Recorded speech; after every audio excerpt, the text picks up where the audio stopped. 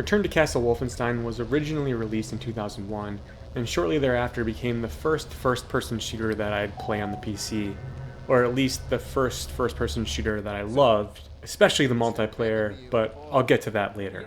At the time of its release, Return to Castle Wolfenstein got really great reviews, and a lot of people still cite it as the best Wolfenstein game to date, even though there have been half a dozen Wolfenstein games since then.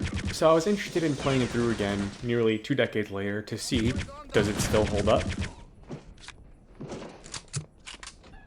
If you've never played Return to Castle Wolfenstein, the plot is pretty bare bones. Here's the story. The British and American militaries discover that the Nazis are up to some freaky occult stuff.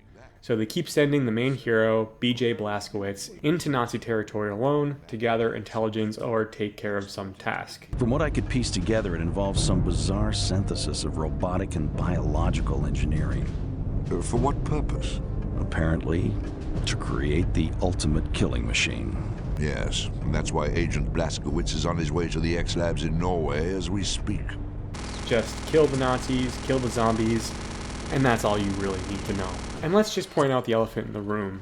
The graphics are not good by today's standards. I know, on one hand I want to overlook it because the developers did the best they could at the time, but on the other hand, some games from this era still managed to make those limitations work. Or if not, a lot of popular titles like this one will get HD re-releases. But this is the best we can do without unofficial mods. And it looks a bit rough. And the cutscenes are pretty bad too. Even the acting is bad. Enough of your stalling! Tell me yes or no, will it work? Frau von Bülow, how many times do I have to remind you?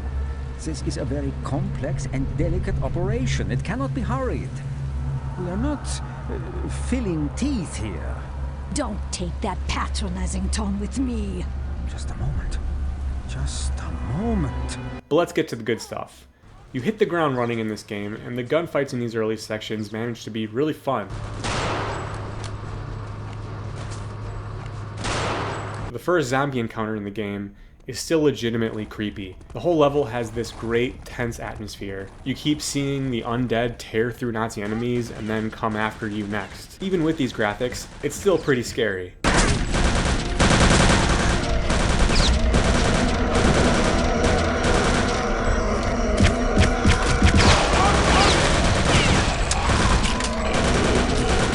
There's also enough enemy types in the game to keep it interesting, and there are a lot of different weapon types to choose from too, though honestly I ended up going back to the same 3 or 4 guns throughout the majority of the game. Even the flamethrower and the Tesla coil, which seem like pretty cool weapons, end up being useless against most enemies.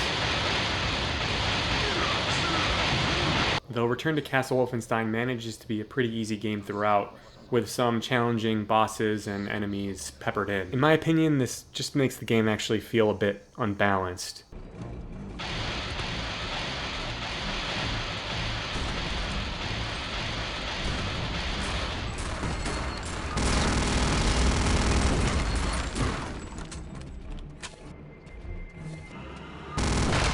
And then there's the stealth missions. Well, they're hard in a different way. In these sections, the guards seem to be either way too oblivious or way too sensitive, without much in between. Most of the time you can snipe with your loud as hell Mauser rifle without a problem.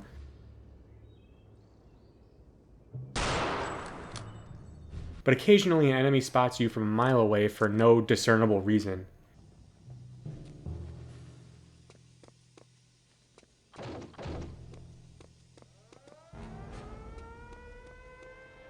These stealth missions are not fun, but luckily there's only 2 of them in the game.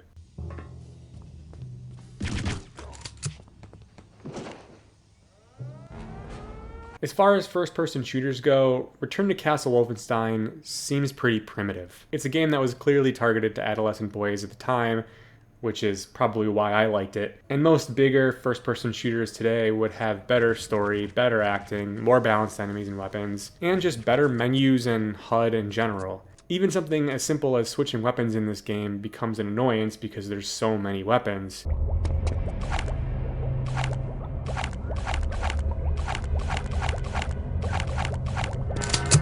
Yeah, it's a minor annoyance, but it's one that kept cropping up over and over for me. But it's not hard to see why this game was so popular and well regarded at the time. It's like playing a World War II version of Doom.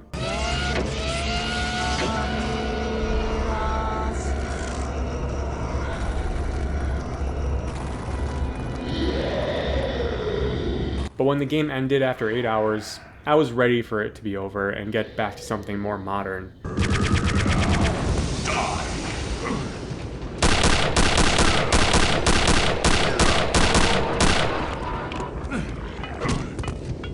And my beloved multiplayer mode, I'm sad to say that it's pretty decimated. Servers still exist, though they all seem to be super laggy and full of bots.